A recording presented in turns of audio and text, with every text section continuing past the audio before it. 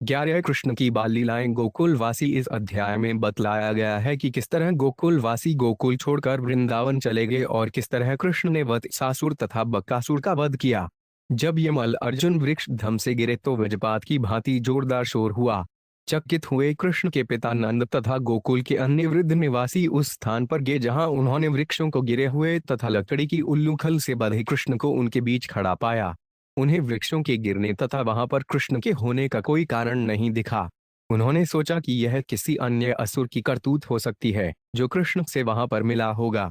उन्होंने कृष्ण के संगियों से पूछा कि यह घटना किस तरह घटी। बालकों ने पूरी घटना ठीक तरह कह सुनाई किंतु वृद्धजनों को इस कथा पर विश्वास नहीं हुआ। कुछ लोगों ने सोचा कि यह घटना सच हो सकती है क्योंकि इसके पूर्व वे कृष्ण के साथ अनेक अद्भुत घटनाएं देख चुके थे। खैर, नंद महाराज ने तुरंत ही कृष्ण की रस्सियां खोल दी। इस तरह कृष्ण प्रतिदिन और प्रतिक्षण नंद महाराज तथा यशोदा के वात्सल्य प्रेम को बढ़ाने के लिए एक से एक अद्भुत घटनाओं का प्रदर्शन करते रहे जिससे उनको आश्चर्य तथा हर्ष का अनुभव होता रहा। यमलार्जुन का गिराना ऐसी अद्भुत लीलाओं में से एक थी।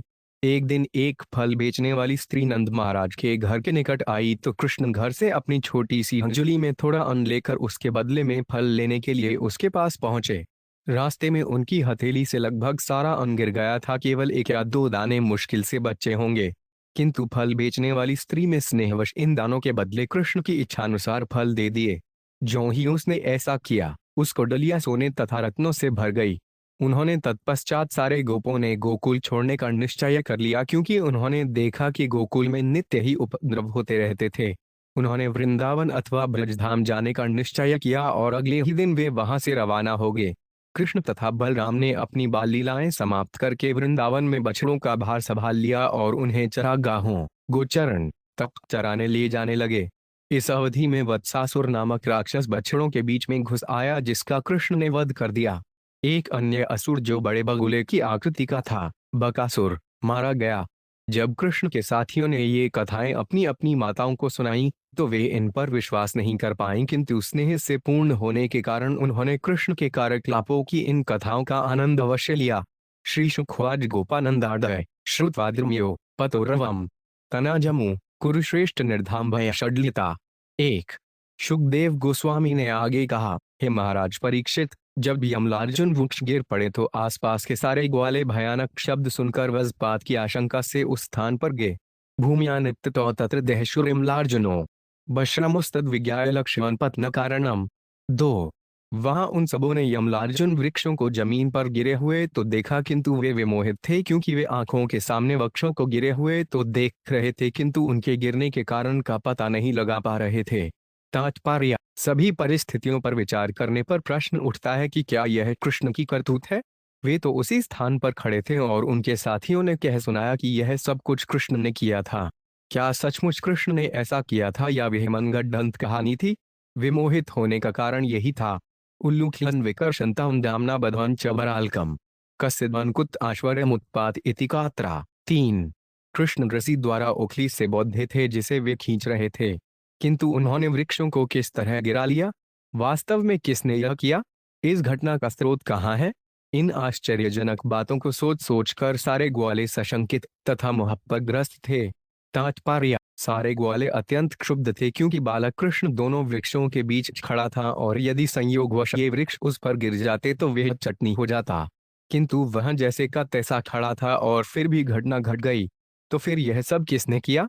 ये सारी घटनाएं इस आश्चर्यमय ढंग से कैसे घटी। उनके क्षुब्ध तथा मोहित होने का कारण यही शंकाएं थीं। किंतु उन्होंने सोचा कि दैवश कृष्ण सुरक्षित है, अत उसे कुछ भी नहीं हुआ।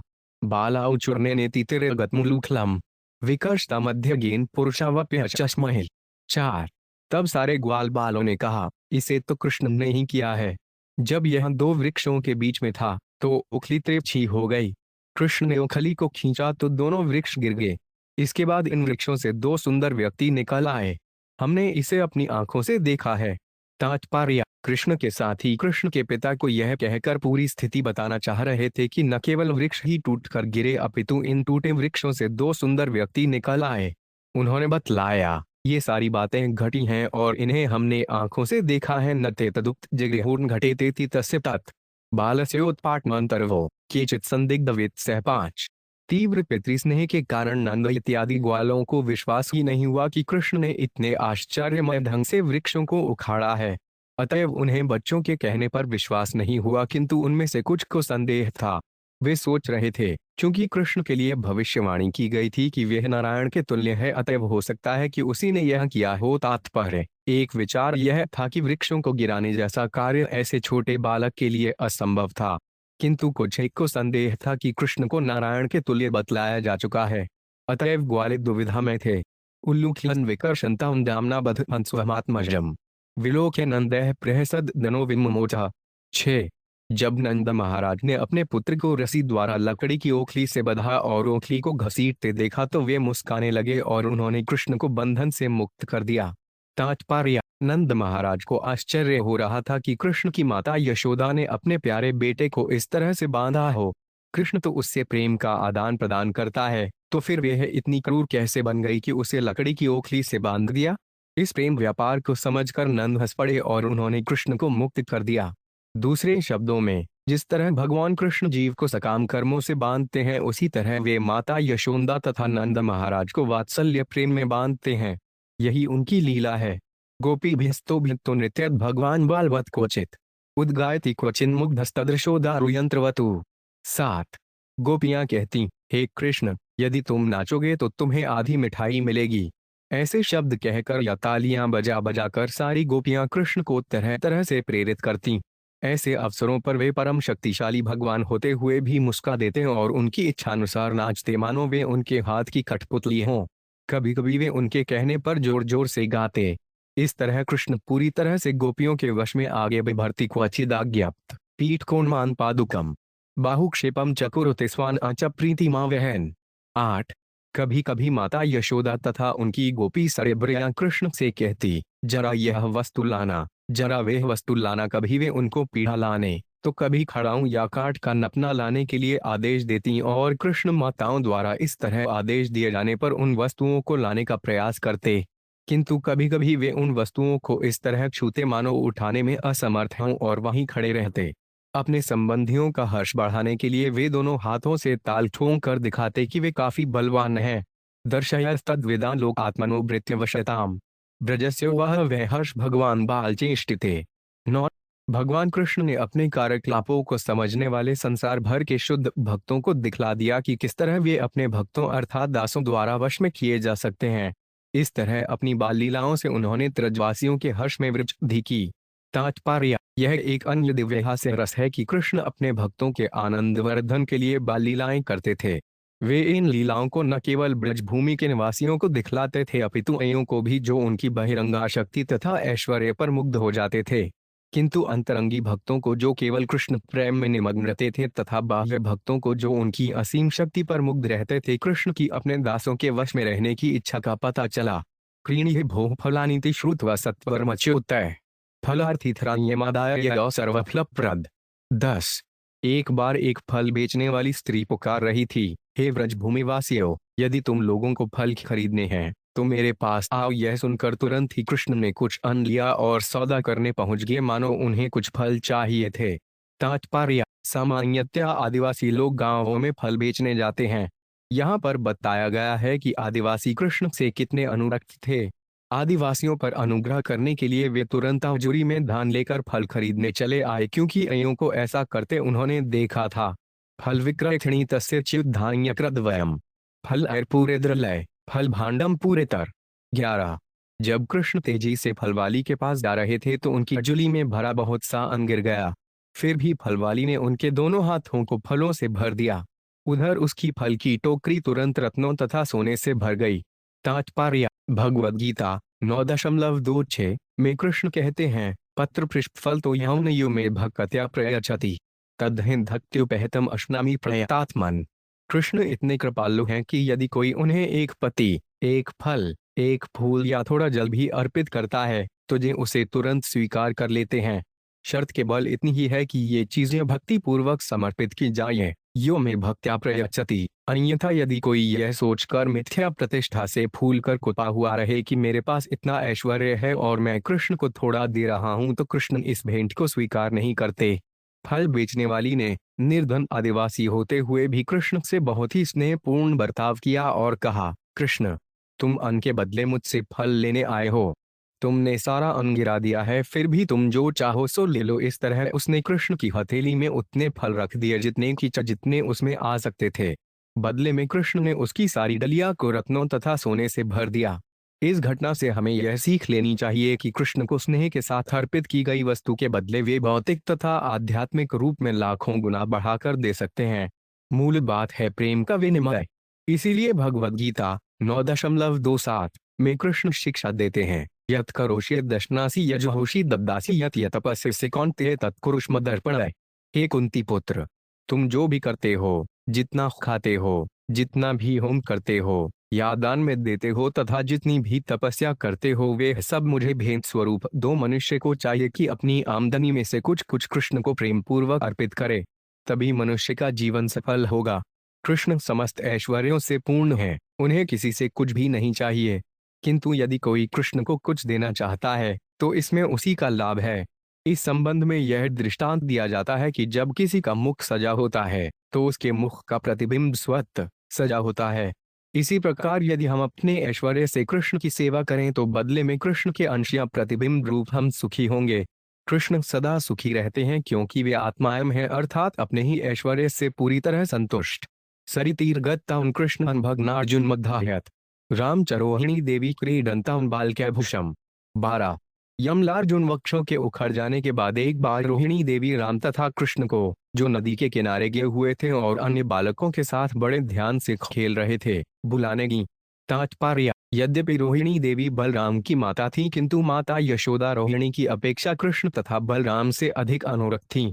माता यशोदा ने रोहिणी को भेजा कि वे राम तथा कृष्ण को उनके खेल से बुला लाएं, क्योंकि दोपहर के भोजन का समय हो चुका था।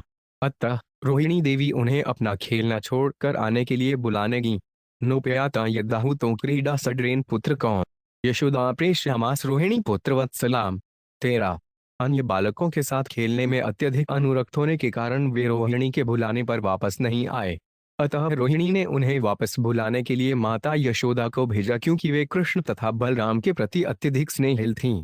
तात्पर्य: यशोदो प्रेष्यम आस। ये शब्द यह दिखलाते हैं कि जब रोहिणी के आदेश पर कृष्ण तथा बलराम ने लौटने की परवाह नहीं की तो रोहिणी ने सोचा कि यदि यशोदा बुलाती तो वे लौट आए होते, क्योंकि यशोदा उन दोनों को अधिक चाहती हैं।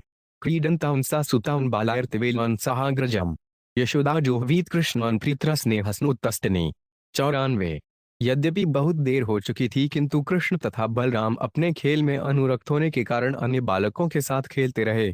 इसलिए अब माता यशोदा ने भोजन करने के लिए उन्हें बुलाया। कृष्ण तथा बलराम के प्रति उत्कट प्रेम तथा स्नेह होने से उनके स्तनों से दूध बहने लगा।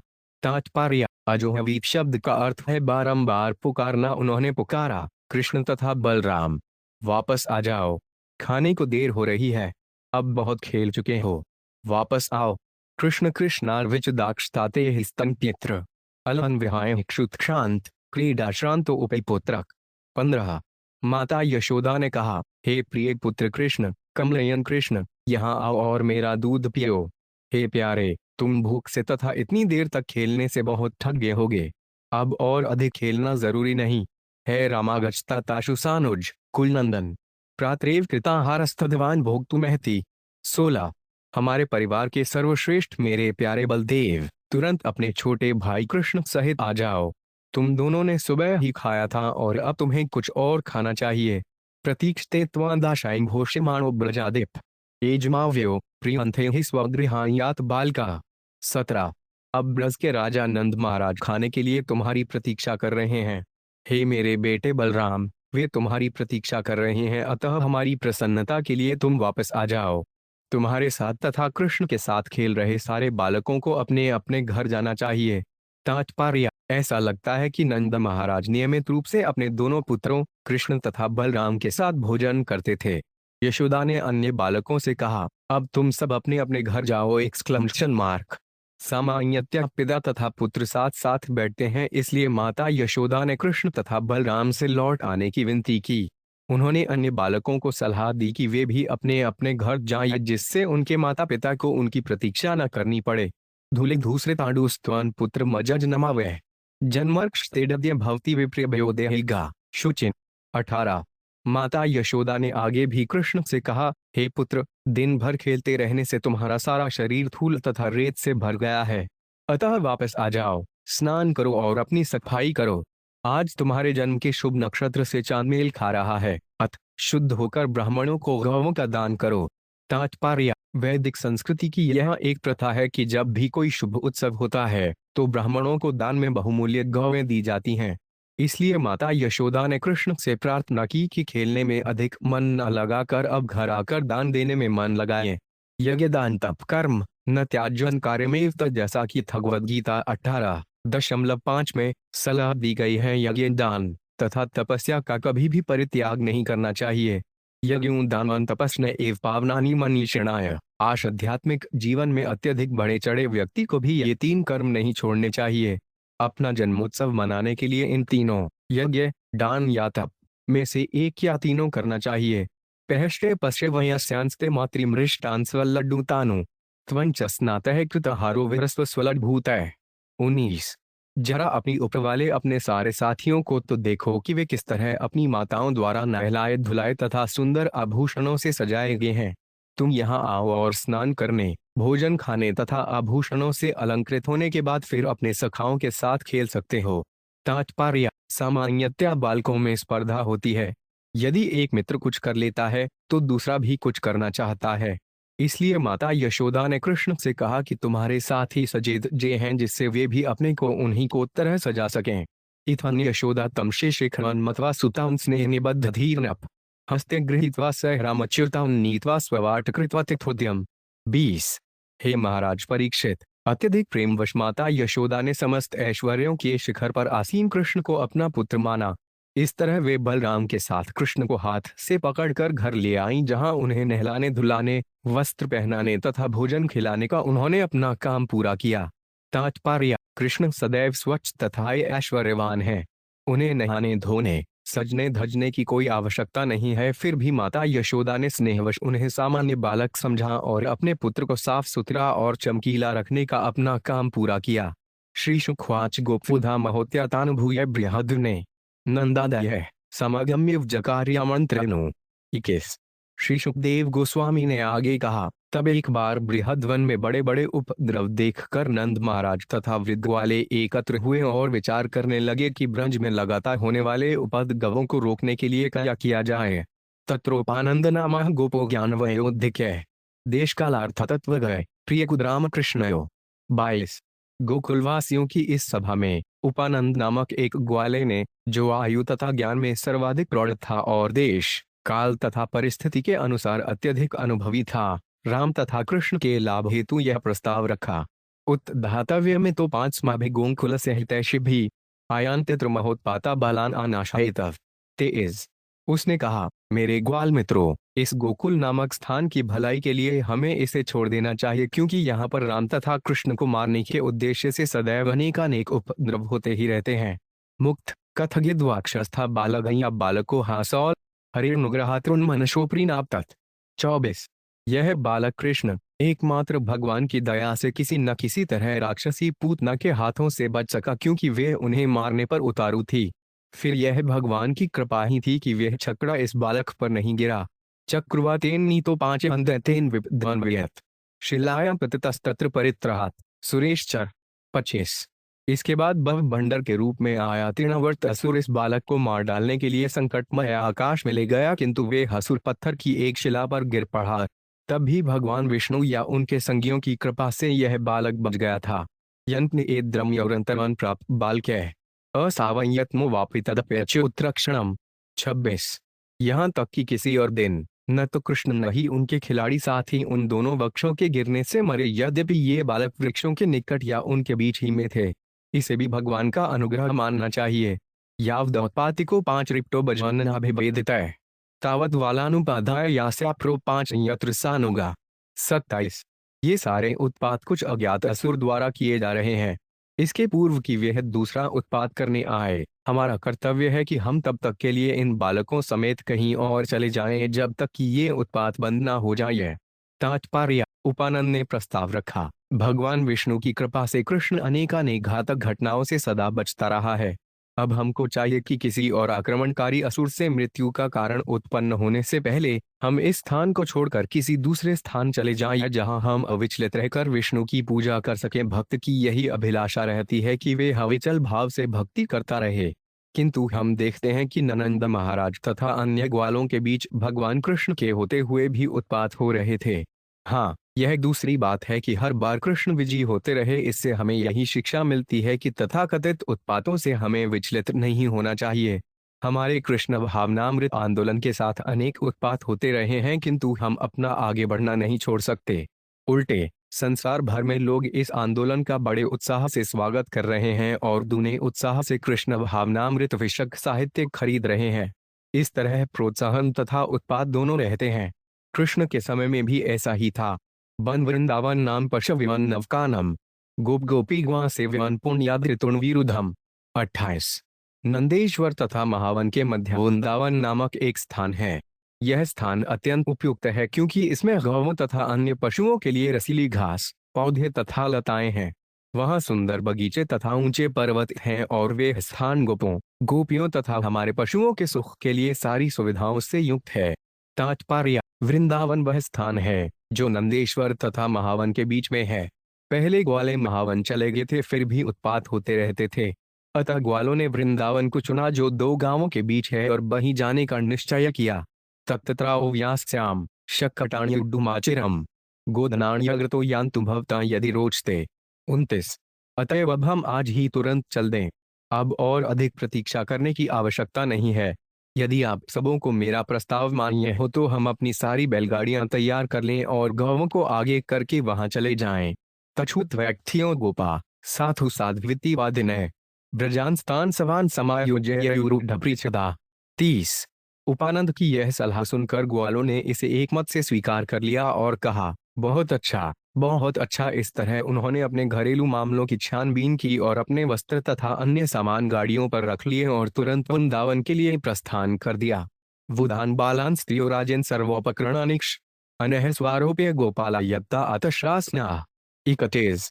गोदनानी पुरस्कृत श्रीड्राण्यापूर्य सवतय तूर्य घोषेन मेहता ययु सह पुरोहिता। 32। सारे बूढ़ों, स्त्रियों, बालकों तथा घरेलू सामग्री को बैलगाड़ियों में लादकर एवं सारी गौवों को आगे करके ग्वालों ने सावधानी से अपने अपने तीर कम्मान ले लिए और सींग के बने बेगुल बजाए। हे राजा परीक्षित, इस तरह चारों ओर बेगुल बज रहे थे तभी ग्वालों ने अपने पुरोहितों सहित अपनी यात्रा के लिए प्रस्थान किया। तात्पर्य: इस संबंध में यह ध्यान देने की बात है कि यद्यपि गोकुल के वासी अधिकांशतः ग्वाले तथा कृषक थे, किंतु वे संकट से अपनी रक्षा करना तथा स्त्रियों, वृद्धों, बालकों एवं ब्राह्मण पुरोहितों को संरक्षण प्रदान करना जानते थे। गोप्योरुद्धर्था नूल कुछ कुड्डू मकांतय कृष्णलीला जग्गो प्रीत्या निष्कंठ सुवासय। 33। बैलगाड़ियों में चढ़ी हुई गोपियां उत्तम से उत्तम वस्त्रों से सुसज्जित थीं और उनके शरीर विशेषतया स्तन ताजे कुमकुम चूर्ण से अलंकृत थे। बैलगाड़ियों पर चढ़ते समय वे अत्यंत हर्षपूर्वक कृष्ण की लीलाओं का कीर्तन करने लगीं तथा यशोदारोहिण्यावेक्षकटमास्थ थे। रेजतु कृष्ण रामाभ्यां तत्कथा श्रवणोत्सुके। 34। इस तरह माता यशोदा तथा रोहिणी देवी कृष्ण तथा बलराम की लीलाओं को बड़े हर्ष से सुनती हुईं, जिससे वे क्षण भर के लिए भी उनसे वियुक्त न हो, एक बैलगाड़ी में उन दोनों के साथ चढ़ गईं। इस दशा में वे सभी अत्यंत सुंदर लग रहे थे। तात्पर्य: ऐसा लगता है कि माता यशोदा तथा रोहिणी क्षण भर भी कृष्ण तथा बलराम से विलग नहीं की जा सकती थीं। वे या तो कृष्ण तथा बलराम के पालन पोषण में अथवा उनकी लीलाओं का कीर्तन करने में अपना समय बिताती थीं। इस तरह माता यशोदा तथा रोहिणी अत्यंत सुंदर दिखती थीं। वृंदावन संप्रवेश सर्वकाल सुखावहम तन चकुर्जावा संशकटैरथम चंद्रवतु।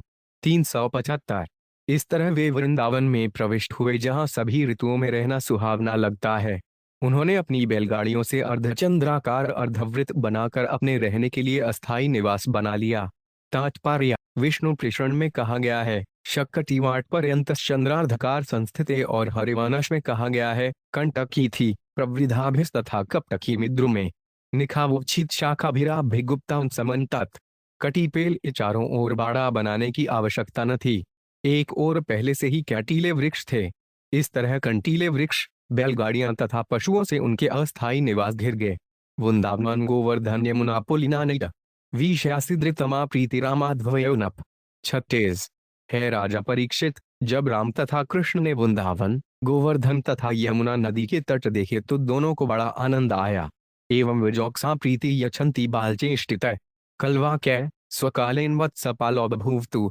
37 इस तरह कृष्ण और बलराम छोटे बालकों की तरह क्रीड़ाएं करते तथा तोतली बोली बोलते हुए ब्रज के सारे निवासियों को दिव्य आनंद देने लगे। समय आने पर वे बछड़ों की देखभाल करने के योग्य हो गए। तात्पर्य, ज्यों ही कृष्ण तथा बलराम कुछ बड़े हुए त्यों ही उन्हें बछड़ों की रखवाली का काम सौंप दिया गया। यद्यपि वे समृद्ध परिवार में उत्पन्न हुए थे तो भी उन्हें बछड़ों की रखवाली करनी पड़ती थी। यह शिक्षा को पद्धति थी। जो ब्राह्मण परिवारों में जन्म नहीं लेते थे उन्हें उच्च शिक्षा नहीं दी जाती थी। ब्राह्मणों को साहित्यिक उच्च शिक्षा दी जाती थी। क्षत्रियों को राज्य की रक्षा करने का प्रशिक्षण मिलता था और वैश्यों को खेती करने तथा गौओं बछड़ों को रखवाली करना सिखलाया जाता था। उन्हें झूठी शिक्षा प्राप्त करने के लिए स्कूल जाने और समय बर्बाद करने की आवश्यकता नहीं थी, क्योंकि इससे बाद में बेरोजगारी ही बढ़ती। कृष्ण तथा बलराम ने अपने निजी आचरण से हमें शिक्षा दी। कृष्ण गायों की रखवाली करते और अपनी बांसुरी बजाते तथा बलराम अपने हाथ में हल लेकर कृषि कार्यों की देखरेख करते। अविदुरे व्रजभुव सह गोपाल दार्क्य चार्यामास्तुर्वत्साना क्रीडा पृच्छद्दौ। 38 कृष्ण तथा बलराम अपने मकान के पास ही सभी तरह के खिलौनों से युक्त होकर अन्य ग्वालों के साथ खेलने लगे एवं छोटे छोटे बछड़ों को चराने लगे। क्वचित वाद्य तो वेणु क्षेपण्य क्षिपत, क्वचित पादे किडलिनी भी, क्वचित कृत्रिम गोवृष। 39 वृषायमाणो नर्दन और युयुधाते परस्परम अनुकृत्य रुतैर्जन्तुष्वेर्तु प्राकृता यथा। 40 कृष्ण और बलराम कभी अपनी बांसुरी बजाते, कभी वृक्षों से फल गिराने के लिए गुलेल चलाते, कभी केवल पत्थर फेंकते और कभी पांवों के घुंघरुओं के बजते रहने के साथ साथ वे बेल तथा आमल की जैसे फलों से फुटबॉल खेलते। कभी कभी वे अपने ऊपर कंबल डालकर गौओं तथा बैलों की नकल उतारते और जोर जोर से शब्द करते हुए एक दूसरे से लड़ते। कभी वे पशुओं की बोलियों की नकल करते। इस तरह वे दोनों सामान्य मानवीय बालकों की तरह खेल का आनंद लेते। तात्पर्य, वृंदावन मोरों से भरा हुआ है। कृजब कोकिल हंस सारस गणाकीर्ण मयूरा कुल्ले। वृंदावन का जंगल कोयलों, बतखों, हंसों, सारसों, मोरों तथा बंदरों, बैलों और गौवों से भरा पूरा था। अतः कृष्ण तथा बलराम इन पशुओं की बोली की नकल उतारते तथा खेल का आनंद लेते। कदाचित यमुना तीरे वत्साश्वारितो स्वक्य वयस्य कृष्ण ब्लयोर जिघांसुर देते आगमत। 41 एक दिन जब राम तथा कृष्ण अपने साथियों के साथ यमुना नदी के किनारे अपने बछड़े चरा रहे थे तो उन्हें मारने की इच्छा से वहां एक अन्य असुर आया। तवत्सरूपिण वीक्ष्य वत्सयुधक्तान्हरिः दर्शयन् बलदेवाय शनैर्मुग्धिवासदत्। 42 जब भगवान ने देखा कि असुर बछड़े का वेश धारण करके अन्य बछड़ों के समूह के बीच घुस आया है तो उन्होंने बलदेव को इर्दित किया। यह रहा दूसरा असुर। फिर वे उस असुर के पास धीरे धीरे पहुंच गए, मानो वे असुर के मनोभावों को समझ नहीं रहे थे। तात्पर्य, मुग्धिब शब्दों का आशय यह है कि यद्यपि कृष्ण सब जानते हैं किंतु यहाँ वे ऐसा बन रहे थे जैसे वे यह नहीं जानते कि असुर बछड़ों के बीच में क्यों घुस आया है। उन्होंने बलदेव को संकेत से बताया। गृहीत्वा प्रपदाभ्यासहलाजुलमच्युत भ्रामित्वा कपिथाग्रे प्राह्यणोदगत जीवतम स कपिथैर्महाक्रा अपात्यमानः पपाथा। 43 तत्पश्चात श्री कृष्ण ने उस असुर की पिछली टांगें तथा पूंछ पकड़ ली और वे उसके शरीर को तब तक तेजी से घुमाते रहे जब तक वह मर नहीं गया। फिर उसे कहते के पेड़ की चोटी पर फेंक दिया। वह वृक्ष उस असुर द्वारा धारण किए गए विशाल शरीर को लेकर भूमि पर गिर पड़ा। तात्पर्य, कृष्ण ने असुर को इस तरह मारा कि उससे कहते के फल नीचे गिरे जिन्हें बलराम, वे तथा अन्य बालक उस अवसर का लाभ उठाकर खा सकें। कपित को कभी कभी क्षतबेल फल भी कहा जाता है। इसका गूदा बहुत स्वादिष्ट होता है, मीठा तथा खटात। इसे हर कोई पसंद करता है। तवीक्ष्य विस्मिता बाला शशंसु साथरु साध्विति देवाश्व परिसंतुष्टा बभूवो पुष्पर्षिण। 44 असुर के मृत शरीर को देखकर सारे ग्वाल बाल चिल्ला उठे, बहुत खूब कृष्ण, बहुत अच्छे, बहुत अच्छे, धन्यवाद। स्वर्गलोक में सारे देवता प्रसन्न थे, अतः उन्होंने भगवान पर फूल बरसाए। कवत्सपाल कौ भूत्वा सर्वतो कहपाल कौन सप्रात्रा शौगवत्सश वार्यंत अविचेतु। 47 असुर को मारने के बाद कृष्ण तथा बलराम ने अपना सुबह का नाशेटा कलेवा किया और बछड़ों की रखवाली करते हुए वे इधर उधर टहलते रहे। भगवान कृष्ण तथा बलराम ने जो संपूर्ण सृष्टि के पालक हैं, ग्वाल बालों की तरह बछड़ों का भार संभाला। तात्पर्य: परित्राणाय साधूनां विनाशाय च दुष्कृताय। इस भौतिक जगत में कृष्ण का नित्य कार्य था दुष्कृतियों को मारना। इससे उनके दैनिक कार्य में बाधा नहीं आती थी, क्योंकि यह नित्य कर्म था। जब वे यमुना के तट पर बछड़े चराते तो नित्य ही 2-3 घटनाएं घटती, किंतु गंभीर होने पर भी असुरों का वध उनका नित्य का कार्य बन गया था। स्वयं स्वयं वत्सकुलवन सर्वे पायिष्यन्त एकदा गत्वा जलाशयाभ्याश्वन पायथित्वा पपुर्जलम। 46। एक दिन कृष्ण तथा बलराम समेत सारे बालक अपने अपने बछड़ों का समूह लेकर जलाशय के पास बछड़ों को पानी पिलाने लाए। जब पशु जल पी चुके तो बालकों ने भी वहां पानी पिया। ते तत्र दहशुर्बाला महासत्वम वस्थितम तनसुर्वजनिर्भिन गिरे श्रुद्मृवचितम। 47। जलाशय के पास ही बालकों ने एक विराट शरीर देखा जो उस पर्वत की चोटी के समान था, जो वज्र के द्वारा टूट पड़ी हो। वे ऐसे विशाल जीव को देखकर ही भयभीत थे।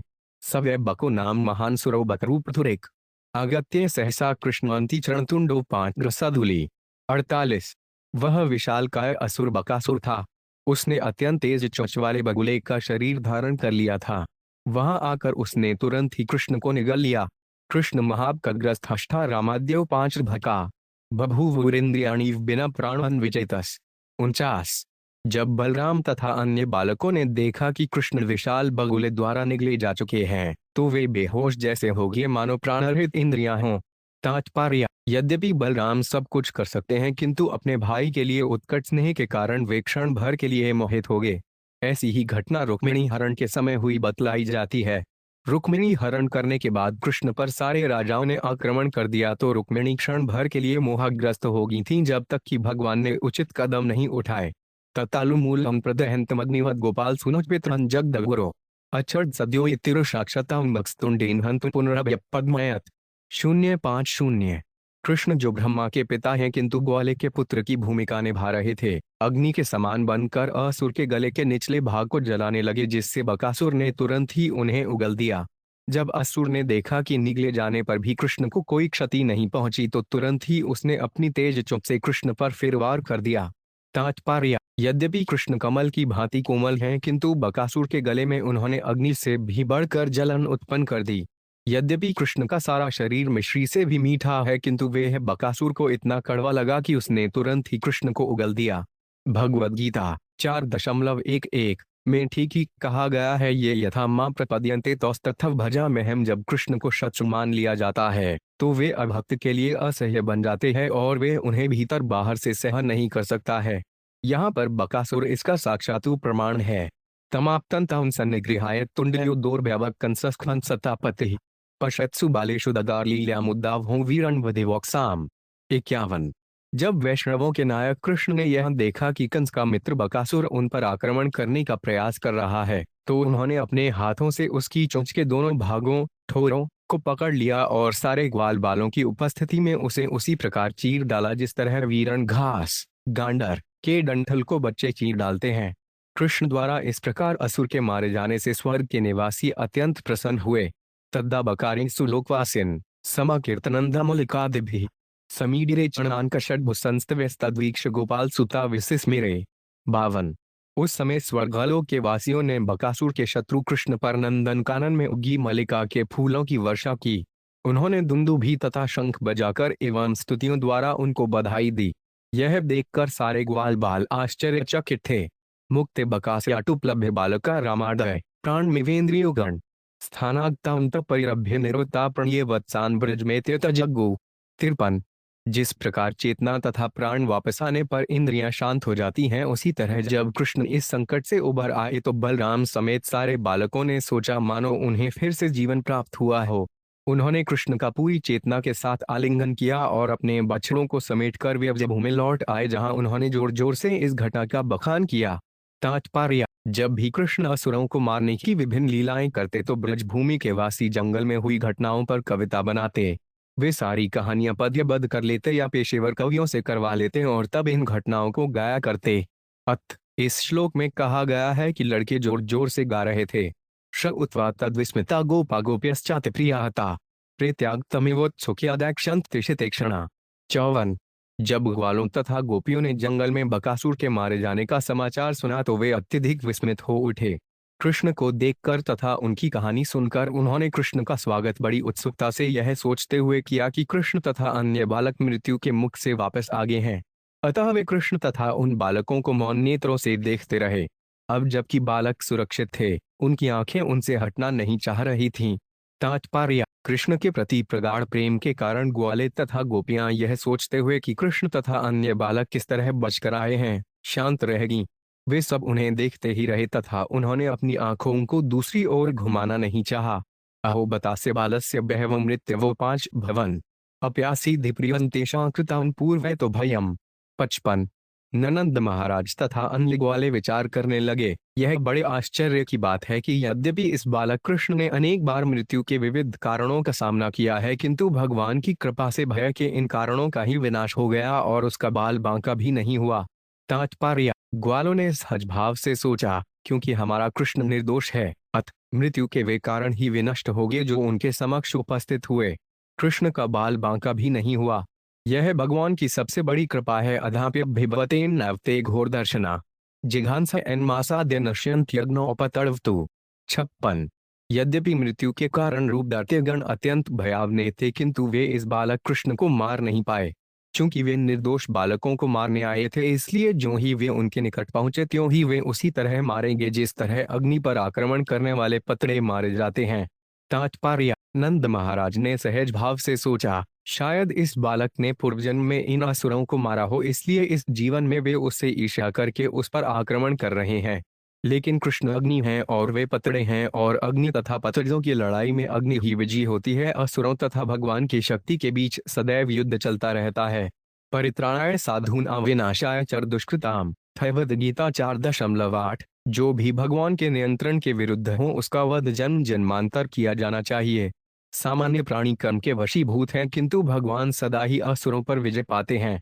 अहो ब्रह्मविदा वाचो न सत्या संति कहिचित् गर्गो यदा भगवानन्वभावित तत्। 57। ब्रह्म ज्ञान से युक्त पुरुषों के शब्द कभी झूठे नहीं निकलते। यह बड़े ही आश्चर्य की बात है कि गर्ग मुनि ने जो भी भविष्यवाणी की थी उसे ही हम विस्तार से वस्तुतः अनुभव कर रहे हैं। तात्पर्य: मानव जीवन के उद्देश्य का ब्रह्मसूत्र में संकेत किया है, अर्थातो ब्रह्म जिज्ञासा। अपना जीवन पूर्ण बनाने के लिए, चाहे भूत हो, वर्तमान या भविष्य, मनुष्य को ब्रह्म के विषय में जानना चाहिए। तीव्र स्नेह के कारण नंद महाराज कृष्ण को यथार्थ रूप में नहीं समझ पाए। गर्ग अपनी वेदों का अध्ययन करने से भूत, वर्तमान तथा भविष्य की हर बात जान सकते थे, किंतु नंद महाराज कृष्ण को सीधे नहीं समझ पाए। कृष्ण के प्रति गहन प्रेम के कारण वे भूल गए कि कृष्ण कौन है, और वे कृष्ण को शक्ति को समझ नहीं पाए। यद्यपि कृष्ण साक्षात नारायण हैं, किंतु गर्ग मुनि ने इसको प्रकट नहीं किया। इसलिए नंद महाराज को गर्ग मुनि के शब्द अच्छे लगे, किंतु गहन प्रेम के कारण वे यह नहीं समझ पाए कि कृष्ण कौन है। यद्यपि गर्ग मुनि ने कहा था कि कृष्ण के सारे गुण नारायण के ही सम्मान होंगे। इति नंदाद्यो गोपा कृष्ण राम रक्षा मृदा कुर्वन्तो रमाणाशना विंदन भवेद नाम। 58। इस तरह नंद समेत सारे ग्वालों को कृष्ण तथा बलराम की लीलाओं संबंधी कथाओं में बड़ा ही दिव्य आनंद आया और उन्हें भौतिक कष्टों का पता तक नहीं चला। तात्पर्य: यहाँ पर श्रीमद् भागवत में आई कृष्ण लीलाओं के अध्ययन या विचार विमर्श करने के परिणाम के विषय में शिक्षा है। सद्यो हृदमवृदेते उत्तरकृतिभिर्जुष्णुष्भिस्तत्क्षणात्। भागवत 1:1-2। नंद महाराज तथा यशोदा का प्राकट्य वृंदावन में इस भौतिक जगत के सामान्य व्यक्तियों की ही तरह हुआ, किंतु उन्हें इस जगत के कष्टों का कभी अनुभव नहीं हुआ, भले ही उन्हें कभी कभी असुरों के उत्पातों का सामना करना पड़ा हो। यह व्यावहारिक उदाहरण है। यदि हम नंद महाराज तथा गोपों के चरण बच्छिदों का अनुसरण करें तो हम कृष्ण लीलाओं के विषय में विचार विमर्श करने से ही सुखी बन सकते हैं। अनर्थोपश्मन् साक्षात् भक्तियोग मध्योक्षजे लोकस्य अजानतो विद्वांश्रे सात्वत्संहिताम्। भागवत 1:7-6। व्यासदेव ने यह ग्रंथ इसीलिए लिखा है कि हर व्यक्ति भागवत कथा की विवेचना करने से ही अपने दिव्य पद को समझ सके।